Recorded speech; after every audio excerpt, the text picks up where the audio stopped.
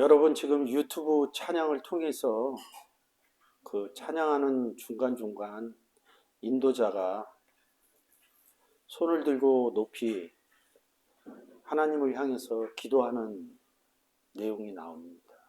낮에는 해처럼 밤에는 달처럼 이 찬양을 부를 때 우리에게 제일 와 닿는 것이 후렴구거든요. 나의 욕심이, 나의 못난 자아가 언제나 커다란 짐되어 나를 짓눌러 마음을 공곡해 하니 예수여 나를 도와주옵소서. 우리가 도움을 받을 때 손을 높이 들고 기도합니다. 여러분들은 무엇을 향해서 나의 마음이 공고하며 어떤 도움을 바랍니까? 삶의 어려움 때문에 예수님 나를 도와주옵소서 하십니까? 아니면 예수님처럼 바울처럼 그렇게 살 수는 없을까 하여 그렇게 살 수 있도록 그런 삶을 살 수 있도록 도와달라고 기도합니까? 예수 그리스도께서는 이 땅에 오셔서 30세가 넘는 순간서부터 회당에 서서 성경에 대해서 얘기하고 난 후에 예수님의 이 땅에 살아간 삶은 복음 전하는 삶이었습니다. 사울이 다메섹상에서 예수 그리스도를 하늘로부터 빛보다 더 밝은 빛을 통하여 네가 박해하는 예수니라 이 소리를 듣고 사울에서 바울로 바뀝니다.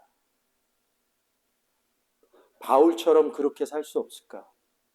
바울이 어떻게 살았습니까? 죽을 줄 알면서도 로마로 압송되기를 원합니다.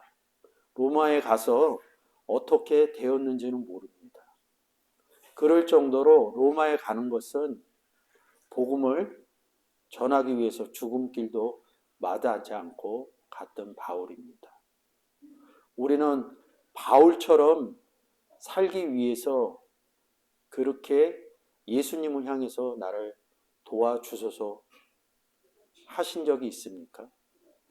아니면 나의 마음이 공고해서 예수여 나를 도와주옵소서.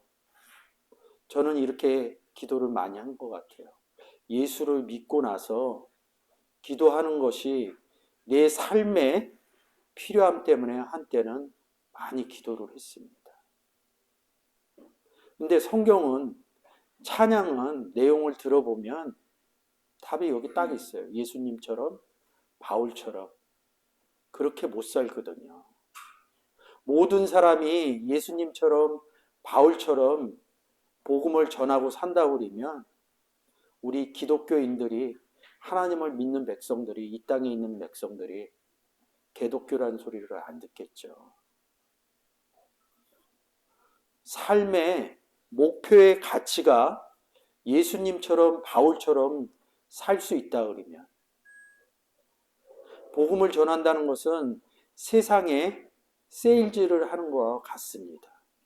세상 세일즈를 하면 물건을 팔면 금전적인 이득이 돌아옵니다. 근데 예수님처럼 바울처럼 우리가 그런 삶을 전도의 삶의 세일즈를 한다면 금전적인 도움이 돌아오지는 않습니다. 외려 금전이 돌아오는 게 아니라 복음을 전하기 위해서 내가 가지고 있는 금전의 무게가 줄어들 수밖에 없습니다. 근데 왜 우리는 이런 삶을 살아야 될까요? 왜 누구는 예수처럼 바울처럼 금전의 무게가 내 삶에서 줄어드는데도 왜 기쁨으로 살까요? 왜 바울은 자기가 가지고 있는 것을 분토만도 못하게 여겼다 이렇게 얘기합니다. 그 분토에는 바울은 굉장한 부자였다고 합니다. 그것을 중요시 생각하지 않고 오직 예수 그리스도만을 전하는 데 모든 삶을 온전히 삶 가운데 살아간 거죠. 근데 왜 예수여 나를 도와주옵소서 이렇게 얘기를 하느냐고요. 나로서는 안 되니까. 성경은 복음 전하는 것을 내가 전한다 이렇게 얘기 안 합니다. 내 안에 계신 예수 그리스도께서, 내 안에 계신 하나님께서 말을 하신다 이럽니다. 하나님의 힘으로 이 복음이 돼야 되려고 그러면 내 안에 예수 그리스도를 영접하고 하나님도 같이 있다. 지금 내가 이렇게 얘기하는 것도 하나님이 말하신다. 이 논리가 돼야지 이런 부분이 되는 것이죠. 그래서 예수여 나를 도와주옵소서. 당신께서 일하시옵소서 이렇게 한 거죠. 그래서 바울이 이렇게 써놓습니다. 고린도후서 11장 2절에 하나님의 열심으로 이렇게 합니다. 분명히 바울이 가서 예수 믿으세요 문 밖에 있는 여인에게 전할 때도 하나님의 열심이라고 합니다. 왜? 사복음서에 써놨거든요. 너희 속에서 말하시는 이는 성령 하나님 아버지니라 이렇게 써놨기 때문에 그거를 깨달은 겁니다. 그래서 하나님의 열심으로 이렇게 얘기를 하는 겁니다. 저도 어렸을 때는 1절에서 나의 욕심이, 나의 못난 자아가 예수 그리스도를 그렇게 믿는데 삶 가운데서 누리고 싶었고 잘 되고 싶었고 삶 가운데 잘 돼서 헌금도 많이 하고 싶었어요. 그리고 교회도 세우고 싶었어요. 이 보편성으로 얘기를 한 겁니다. 그러면 내가 100이라는 걸 벌었으면 얼마를 내놓겠어요, 교회에. 다 내놓거든요. 많이 내놔야 11조에 10의 3조입니다. 하나님 많이 주면 최소한 7개는 내가 누리고 산다는 거예요. 그런 논리법이 나중에 제가 성경을 읽고 보게 되더라고요. 그 다음에 바뀐 것은 세상 것은 그냥 열심히 살면 된다. 열심히 살아서 주어진 대로 살면 된다. 근데 이 복음은 열심히 해서 되는 게 아니더라고요. 하나님의 열심으로 해야 되는 거더라고요. 이 하나님의 열심으로 하려고 그러면 내 안에 정말로 예수 그리스도가 계신가? 내 안에 정말 아버지가 계셔서 나와 한 몸이 되어 있는가? 이 부분이 사실은 증거가 돼야 됩니다. 이 부분이 안 되면 바울이 하나님의 열심으로 이런 얘기가 안 된다는 거죠. 저도 그 내용을 몰랐을 때는 그냥 그 구절을 읽을 때 하나님의 열심으로 그냥 열심 내는구나.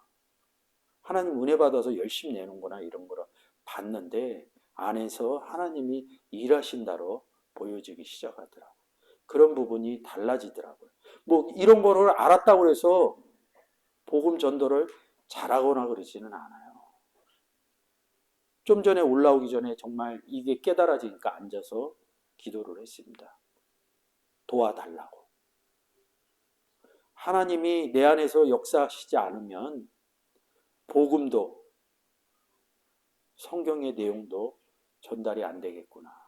그래서 구원은 하나님의 선물이라는구나. 복음을 전했을 때 누군가는 구원을 받습니다. 내가 열심으로 해서 내가 잘해서 되는 게 아니라 내 안에서 아버지가 말씀을 하셔서 구원이 전달되는구나. 이런 성경의 내용들이 깨달아지는 거죠. 그렇게 해서 다시 보니까 1절 보니까 낮의 해처럼 밤의 달처럼 그렇게 살 수는 없을까. 창세기 37장에서 보면 해와 달을 얘기를 합니다. 그래서 부모라고 우리가 보통 배우거든요. 부모가 누굽니까? 나를 낳아주신 분이죠. 세상에 나를 낳아주신 부모 제가 있다고 그랬습니다. 근데 영접하고 나니까 세상에 낳아진 부모도 있지만 예수 그리스도를 영접하고 나니까 요한복음 1장 13절에 하나님께로부터 난 자들이다 이렇게 얘기를 합니다. 그 순간 예수 그리스도를 영접한 순간 또 다른 부모가 생겼다는 거죠. 그래서 낮에는 해처럼 밤에는 달처럼 그렇게 살 수는 없을까. 부모님이 내 안에서 역사할 수 있도록 그렇게는 할 수 없을까? 이런 뜻에서 지었다고 저는 생각이 들었습니다. 욕심도 없이 어두운 세상에 비추어 뭘로 비치겠습니까? 빛을 비치죠. 하나님은 빛이시니 예수 그리스도는 세상의 빛으로 오셨습니다. 우리 보고 예수를 영접하고 나니까 뭐라 그럽니까? 너희는 세상의 빛이라 이런다. 나의 일생에 꿈이 있다면, 소원이 있다면 이 땅에 빛과 소금이 돼요. 빛과 소금은 될 수 있어요. 우리가 예수 그리스도 영접하면 빛의 사람이 되는 거예요. 빛의 자녀다 이런다고요. 여기까지 됐어요. 가난한 영혼, 지친 영혼을 주님께 인도하고픈데 주님께 인도하고프면 어떻게 해야 됩니까? 가난한 영혼, 지친 영혼, 구원받지 못한 영혼을 얘기하는 것 같아요. 그러면 어떻게 해요? 이 땅에 빛과 소금이 되어 빛을 비춰야 되고 소금을 나눠줘야 된다. 마가복음 9장 50절에서 소금을 예수 그리스도라고 합니다. 그래서 너희는 세상 예수 그리스도를 영접하고 나니까 너희는 세상의 빛이라. 13절에서 너희는 세상의 소금이라 이렇게 얘기를 했습니다. 15절에서 뭐라고 그래요? 너희의 빛을 세상에 비추어 이렇게 그 다음에 써놨습니다. 가난한 영혼, 지친 영혼 인도하려면 어떻게 해야 됩니까? 빛이 된 사람이 내 안에 있는 너희의 빛, 내 빛이 아닙니다. 너희의 빛 이렇게 써 있습니다. 마태복음 15장에. 너희의 빛이 누굽니까? 내 안에 계신 예수 그리스도 빛을 얘기하는 겁니다. 너희의 빛을 세상에 비추어라 이렇게 써놓은 겁니다. 그 내용이 가난한 지친 영혼을 주님을 줘야지 주님께 인도를 하죠. 깨달으신 분이 작사를 해서 이렇게 써 있습니다. 근데 저도 이런 내용을 잘 알아요. 나의 욕심이 나의 못난 자아가 언제나 커다란 짐돼요. 저도 몰랐을 때는 내가 잘해야지 내용도 모르면서 이렇게 하면 잘 될 거야. 어느 정도 알고 났더니 외려 하나님을 의지하거나 예수 그리스도를 의지하는 이런 것들이 떨어지더라고요. 그래서 요새는 아는 지식에 내 안에 계신 하나님을 의지하려고 무던히 초신자 때처럼 그런 노력을 좀 합니다. 기도도 옛날로 돌아가서 좀 더 하려고 그리고 내 삶이 잘 되거나 그런 것이 아니라 삶 가운데 복음을 전해야 되는 이 명제는 있는데 이런 것들이 잘 안 이루어져요. 그러니까 많이 공고해지더라고요. 왜? 자꾸 내가 내 생각 안에서 분명히 내가 결론은 하나님이 은혜를 주셔야 되는데 이걸 많이 잊어버리는 것 같아요. 그러니까 그런 것들이 안 보이니까 그 모든 환경의 것들이 저에게는 짐으로 오는 겁니다. 아, 이거 잘해야 되는데 유튜버도 올라가 있는데 이러이러한 뭐 잘 돼야 돼. 날마다 저를 누르는 경향이 있더라고요. 하나님 은혜를 주셔야 되는데 이렇게 얘기하는데도 그런 내용을 보면 제가 눌리더라고요. 예수여 나를 도와주소서. 아버지여 나를 도와주소서. 예수님처럼 바울처럼 예수님이나 바울이 누구를 의지했겠어요? 하나님 아버지를 의지했다고요. 하나님이 내 속에서 말하실 수 있도록 역사해 주길 바랬다는 거죠. 가난한 영혼, 지친 영혼 주님께 인도하고 싶어서 2절에서 남을 위하여 당신들의 온몸을 온전히 버리셨던 것처럼 몸을 전했다는 거거든요. 버렸다는 단어가 되게 재밌습니다. 아내를 버리거든 아내를 이혼하는 버리는 부분으로 봐요. 근데 그 내용을 보면 아내라는 단어가 귀내라는 단어를 써서 여자거든요. 어떤 여자를 버리거든. 근데 이 버리라는 단어가 리오라는 단어에서 와요. 풀어주다 이런 뜻이거든요. 이 리오라는 단어가 뭐에서 풀어주겠어요? 그렇죠. 죄에서 풀어줬다는 거죠. 풀어주면 죄에서 풀렸어. 그러면 풀린 거로 끝나는 게 아니에요. 우리가 어디 들어가요? 죄에서 풀리면. 그렇죠. 의로 들어가는 거죠. 의로 다시 묶여요. 그래서 제가 떼우라는 단어를 써놓은 겁니다. 떼우라는 단어서 예수하고 예수 안에 들어갔어요. 그 묶여요. 근데 지금 우리가 이 찬양하면서 뭐예요? 예수님처럼 바울처럼 살 수 없을까? 바울이 누구의 종이었어요? 나 하나님의 종 바울은 이런다고. 이 떼우라는 단어에서 둘로스라는 단어가 나옵니다. 묶인 자는 종이 된다는 거예요. 누구의 종? 그래서 로마서 8장에 그런 내용들이 써 있는 거예요. 그래서 이런 부분 써놓은 거예요. 이 데스몬이라는 단어는 매여 있다. 내가 예수 그리스도에 매여 있다. 그리고 데스미오 이거 써놓은 것은 나 갇힌 자 바울은 이런다. 예수 안에 갇혔다 이런 뜻이거든요. 근데 이거를 갇힌 자 이러니까 옥중서신으로 다 얘기하더라. 그러니까 이게 설명해 주기가 이 갇힌 자가 또 되게 어렵더라고요. 예수 안에 갇혔다. 예수 옥에 갇혔다. 그 전에 뭐야? 죄의 옥에 갇힌 거거든요. 이런 부분이 성경하는 얘기가 다르다는 거죠. 이 류오라는 단어에서 630번 아폴 유오가 나옵니다. 이혼 연관 있죠. 아내를 버리거든 이혼 증서를 줘라 이렇게 얘기를 합니다. 이 버린다는 단어가 이 단어예요. 근데 이 단어가 아포라는 단어하고 풀어주다 류오라는 단어하고 합성이 돼 있어요. 이 아포라는 단어는 어떤 특성을 갖고 있냐면 내가 풀림을 받았잖아요. 내가 풀림을 받았으면 죄로부터 풀림을 받았으면 뭐야? 열쇠 준 거거든. 풀어줄 수 있는 열쇠를 준 거예요. 그러니까 내가 풀림 받은 사람 아니에요. 죄로부터. 이 풀렸다 이런 게 나야. 근데 내 입에서 예수 믿으세요. 이게 아폴주오야. 풀어준 사람으로 풀린 사람으로부터 아포 나갔다 이런 뜻이 숨어 있는 거예요. 그러면 내가 풀렸어요. 예수 그리스도와 함께 있는 사람이라고. 그러면 어디 가서 복음 전하냐? 죄인한테 가서 전하는 거야. 예수 안한테 가서. 그래서 풀린 사람으로부터 나갔다 이런 뜻이라고. 아폴로가. 근데 이거를 한글과 영어가 해석을 못 하는 거야. 죄에서 이 여자가 로마서 7장에서 남편 얘기하잖아요. 남편이 죽거든 다른 남자한테 갈지라도 그런데 다른 남자가 아니라 다른 남편이에요. 다른 남편한테 갈 수 있는 방법은 누군가 와갖고 예수를 전해줘야지 다른 남편한테 갈 수 있다고. 이 7장의 사건을 풀지를 못했어요. 하나님 은혜로 그거를 저는 봤을 뿐입니다. 하나님 은혜 주셔서 봐서 이렇게 얘기하는 겁니다. 그래서 온몸을 버렸다 이러는 게 뭐냐면 몸이신 예수 그리스도를 온전히 전해서 풀어준 것처럼 이렇게 보는 겁니다. 주의 사랑은 베푸는 사랑이 값없이 그저 주는 사랑 이렇게 쓰는 겁니다. 그러나 나는 주는 것보다 받는 것을 더욱 좋아하니 왜? 줘야 받거든.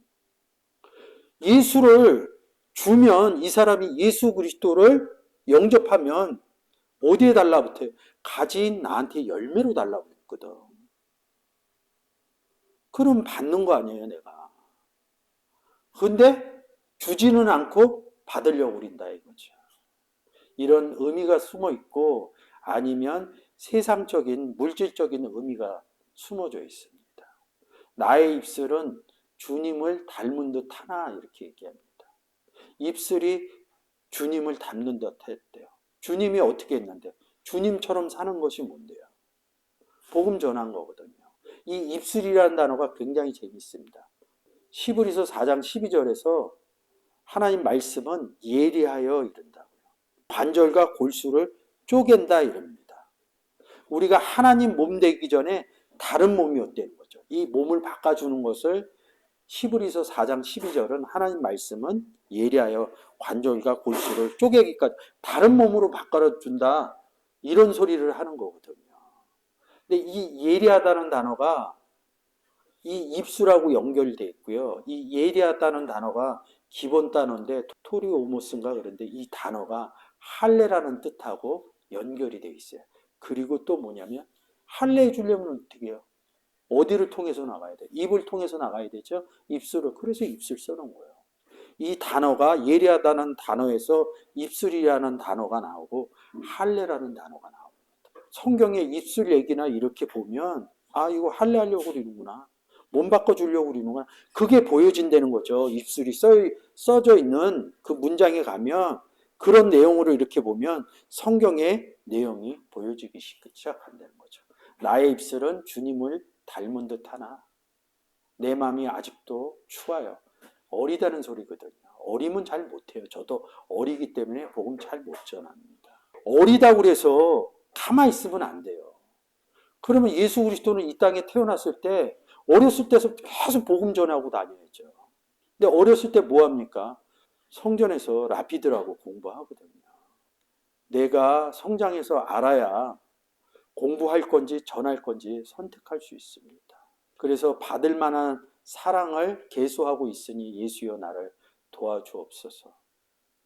제가 복음을 지금 잘 못 전하고 있지만 앞으로 하나님 은혜로 잘 전해도 오늘 이 찬양을 드리면서 항상 복음을 전할 때 예수여 나를 도와주옵소서 이렇게 기도하고 삶 가운데 살아갈 것 같습니다. 오늘 이 시간 낮의 해처럼 밤의 달처럼 그렇게 살아가는 우리들이 되었으면 좋겠습니다. 감사합니다.